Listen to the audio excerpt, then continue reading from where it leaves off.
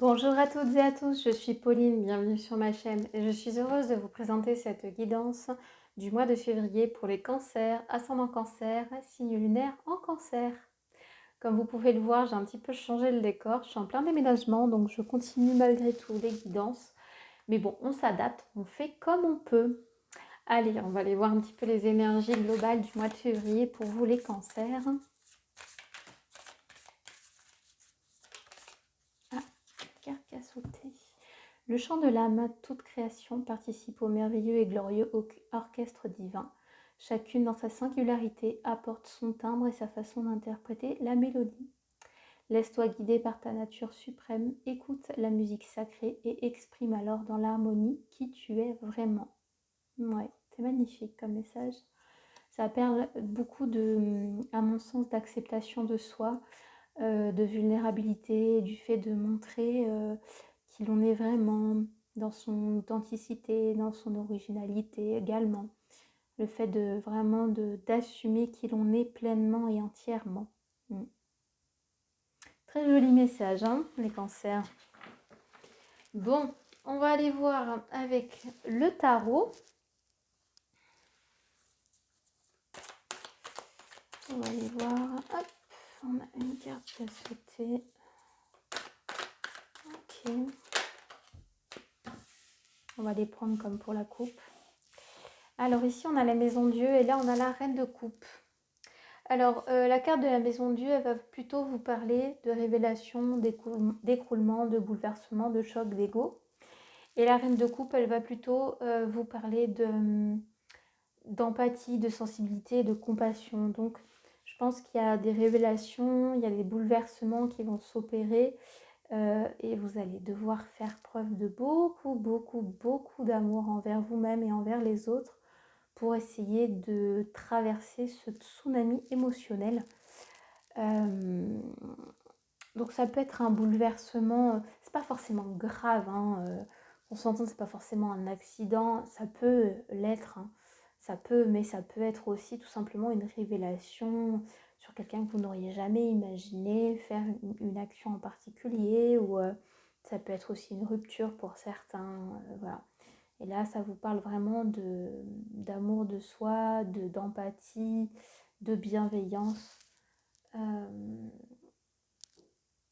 sensibilité également, hein. Donc, bon, on va aller voir un petit peu plus près pour avoir un petit peu plus de détails.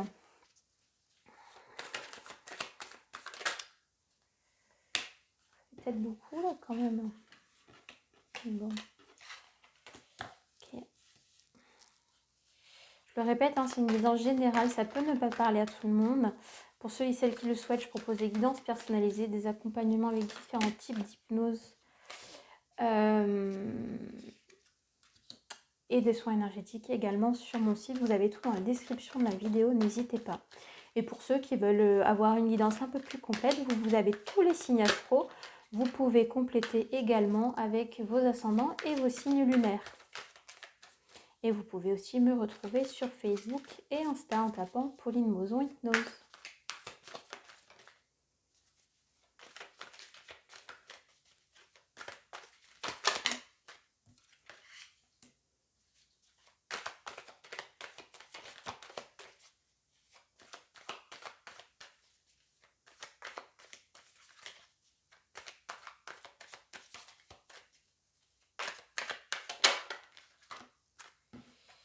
Ok.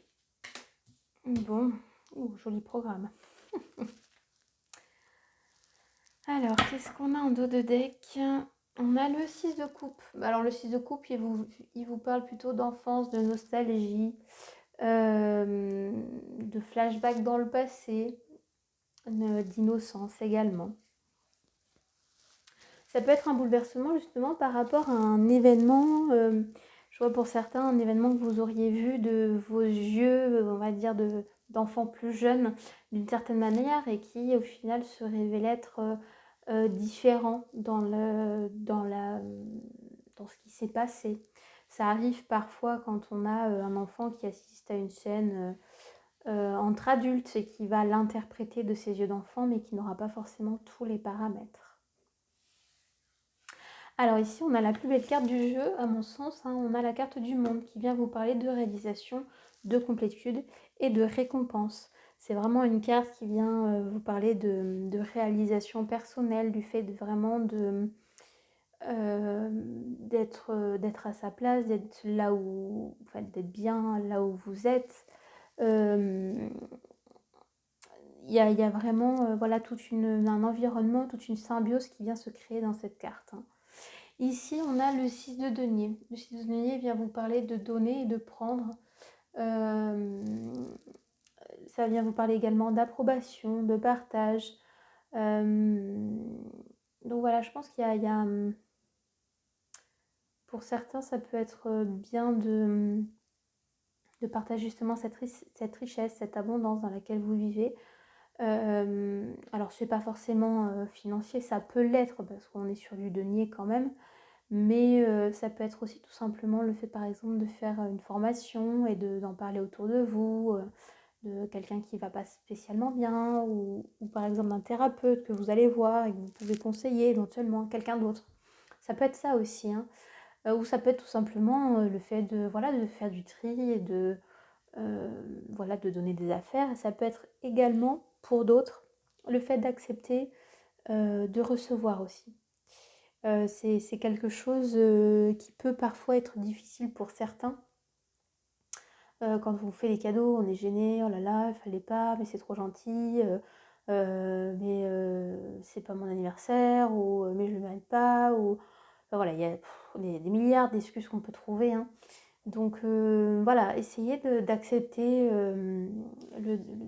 de recevoir aussi pour pouvoir générer ce cycle d'abondance naturelle, hein. Ici, on a le 8 de denier qui vient vous parler de productivité, de discipline, de compétences. C'est une carte un petit peu de labeur, mais je pense que ça peut être aussi un bon, comment dirais-je, pas un bon compromis, mais ça peut être aussi justement le fait de se mettre au service de l'autre, d'accepter d'échanger, par exemple, je sais pas moi, si vous avez une tâche un peu plus intellectuelle et une tâche un peu plus manuelle, peut-être envisager de proposer un échange.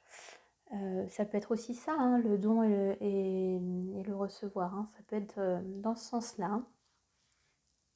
Ça peut être aussi une carte qui vous invite justement à travailler un petit peu plus sur vous, travailler à approfondir vos connaissances, à améliorer vos compétences, hein, pour pouvoir justement peut-être faire rayonner un petit peu plus la sphère financière dans le domaine professionnel, hein. Ici, on a le 10 de coupe qui vient vous parler d'un manque de stabilité, d'un manque de joie, voilà, il y a, on va dire dans le domaine émotionnel, il y a un petit déséquilibre. Je sens un peu, l'image qu'on me montre, c'est comme quelqu'un qui boite un peu. Voilà, il y a quelque chose. Ouh là là, on a mis la poussière sous le tapis, on verra ça plus tard. Mais bon, il va falloir à un moment donné quand même travailler ce domaine-là, hein. Ici, on a la carte du chariot. La carte du chariot, elle vient vous parler d'ambition, de conquête, du fait de donner une direction à sa vie. C'est aussi, hein, on voit ici les deux chevaux qui ne vont pas dans la même direction. Donc là, c'est vraiment essayer de ne pas s'éparpiller et d'essayer de donner une direction franche à sa vie, hein. Ici, on a le 7 de denier qui vient vous parler de patience, du fait de peut-être pas forcément recevoir le fruit de son travail tout de suite, hein. Je pense que c'est pour ça qu'il y a la carte du chariot derrière. On vous dit vraiment d'essayer de projeter loin. Alors, pas de créer votre vie sur un papier en disant à tel âge je ferai ça, mais plutôt d'essayer d'avoir un petit peu plus d'ambition que ce que vous avez actuellement. De vous autoriser à mériter autre chose, hein. Ça peut être un but qui peut être atteignable dans plusieurs années, mais c'est pas grave. Ce qui compte, c'est vraiment la route que vous allez faire vers cet objectif. Ici, on a la carte de l'arcane sans nom, hein, l'arcane 13, donc c'est la mort. Mais c'est surtout une arcane qui vient vous parler de transformation profonde, des transformations intérieures est nécessaire. C'est vraiment une fin de cycle et un nouveau cycle qui redémarre, hein. Donc c'est pas, faut pas avoir peur de cette carte. Moi je trouve que c'est une très belle carte. Parce que voilà, on vous dit qu'il y a un renouveau qui va s'opérer. À partir du moment où vous allez prendre la décision de vraiment de prendre une direction, vous allez pouvoir opérer des changements, des actions, des décisions vers cet objectif. Ici, on a la carte du jugement qui vous dit que vous n'écoutez pas forcément votre vocation ou ce que vous souhaiteriez faire. Ou voilà, je pense qu'il y a une part de peur, une part de jugement intérieur. Donc voilà, juste autorisez-vous, laissez-vous aller, ça va bien se passer, ça se passe toujours bien. Et juste se dire, eh ben, pourquoi pas. À titre d'exemple personnel, j'ai eu, avant d'être dans l'accompagnement à la personne, j'ai eu des diplômes, j'ai une formation d'anglais chinois, une formation de commerce international, j'ai travaillé dans le vin. Et puis à un moment donné, j'ai décidé de m'écouter et je me suis rendu compte que ben voilà, ce que je voulais, c'était accompagner les personnes pour essayer de les aider à évoluer et à leur donner une sorte de tremplin pour qu'ils puissent rapidement se sortir de leur situation, de leurs problématiques.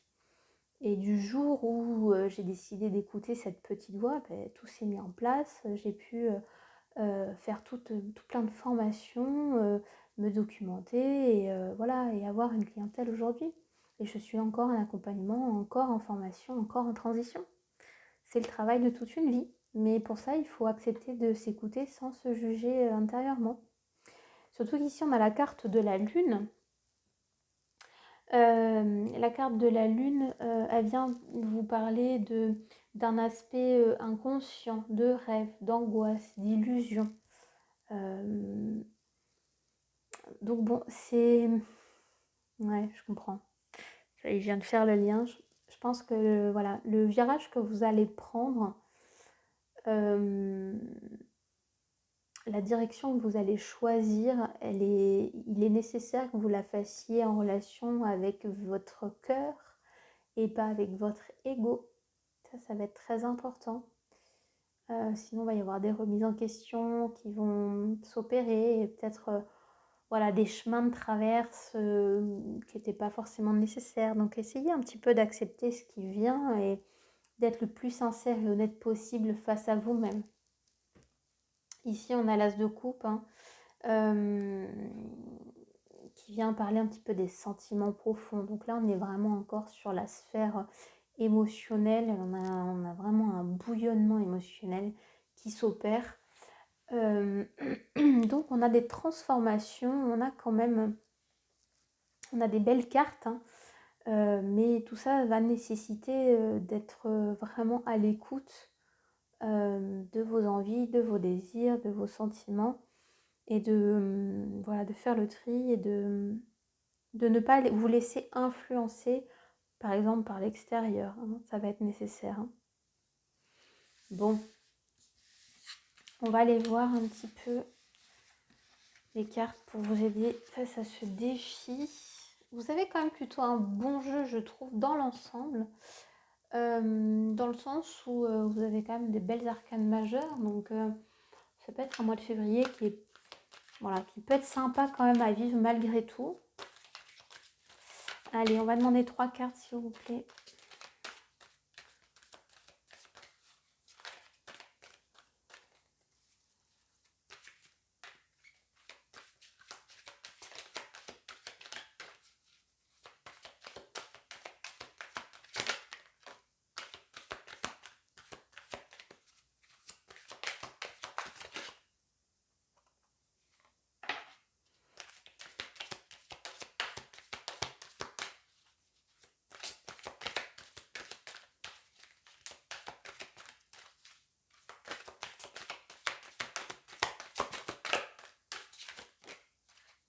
Ok. Alors c'est marrant parce que là on a la carte se nourrir et au moment où la carte est tombée, j'ai eu une odeur de nourriture dans le nez. Pourtant on n'est pas en train de cuisiner, mais alors la carte se nourrir, elle va vous parler de nourriture spirituelle, mais également de nourriture physique, d'alimentation. Essayez de manger en conscience, essayez de faire attention un maximum aux proportions que vous avez dans votre assiette. Bon, ça, après, tout ça, c'est des conseils diététiques, mais c'est important justement de prendre soin de vous et de prendre conscience de tout ça et que tout ce que vous ingurgitez, c'est aussi le fait de prendre soin de soi. Quand on a une alimentation assez équilibrée et variée, il n'y a pas de secret, on fait du bien à son corps, mieux qu'avec des pizzas et des burgers par exemple. C'est également la nourriture spirituelle, hein. Donc ça peut parler justement, on avait par rapport à l'abeille et les deniers, hein, on vous disait aussi d'améliorer vos connaissances et vos compétences. Ça peut être aussi ça, hein, le fait de se nourrir intérieurement, spirituellement, avec toutes sortes de choses. Ça peut être voilà, des bouquins, des méditations, des formations, ce que vous voulez, hein, des podcasts, des vidéos YouTube, hein, mais ouais, je pense que quand même pour certains, ça va être vraiment relié à l'alimentation. Ici, on a la carte de l'éveil, la période Ostara. C'est la carte du printemps. Elle vient parler de renaissance, hein, donc c'est quand même relié à l'arcane 13 hein, par rapport aux transformations profondes, hein. Ça vient vous parler de prise de conscience, de nouvelles perceptions. Pardon. J'hésite entre perception et perspective, donc visiblement les deux vont ensemble. Voilà, il y a quelque chose qui se réveille, il y a quelque chose qui bouge, mais pour ça, vous avez besoin un petit peu plus d'équilibre. Et puis ici, on a Yule, la période d'introspection. Je pense que justement, cette période d'éveil va être un peu, comment dirais-je, un peu forte. Et donc, vous allez avoir besoin de digérer, hein, par rapport à la nourriture, de digérer tout ça, de digérer cette période d'éveil, de prendre un moment pour vous, un espace, et d'essayer voilà, d'y aller à votre rythme, d'essayer d'accepter votre rythme qui n'est pas forcément aussi rapide que vous le souhaiteriez, mais ça va être nécessaire. Donc voilà, vous avez vraiment une sorte de courbe où là vraiment vous allez nourrir les bases, vous avez hop une période d'éveil et puis vous avez une période un petit peu d'introspection qui va voilà, vous demander un petit peu plus de recul et de calme dans votre vie. Alors, pour la guidance à choix, nous avons le quartz hématoïde ou le lapis lazuli. Allez, on va aller voir une carte pour le quartz hématoïde et une carte pour le lapis lazuli. Ok. Alors, je vous invite à faire pause si vous le souhaitez pour poser votre question, ou tout simplement demander à recevoir la guidance la plus juste. Alors, pour ceux et celles qui auront choisi le quartz hématoïde, nous avons l'archange Raziel, conseil divin et capacités parapsychiques.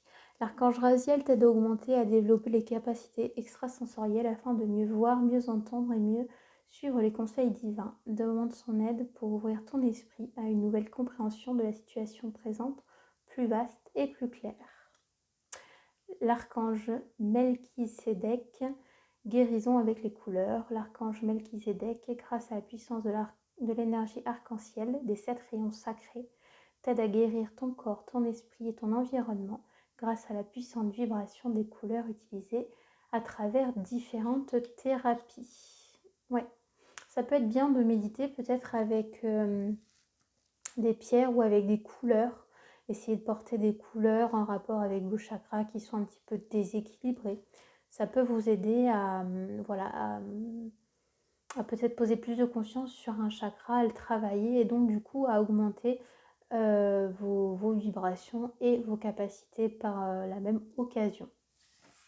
Et pour ceux et celles qui auront choisi le lapis lazuli, nous avons l'archange Métatron, Dieu créateur. L'archange Métatron, par sa lumière blanc doré, t'apporte organisation, rigueur et discipline, sagesse et lucidité pour te permettre de reconnaître tes potentialités et devenir un Dieu créateur sur Terre.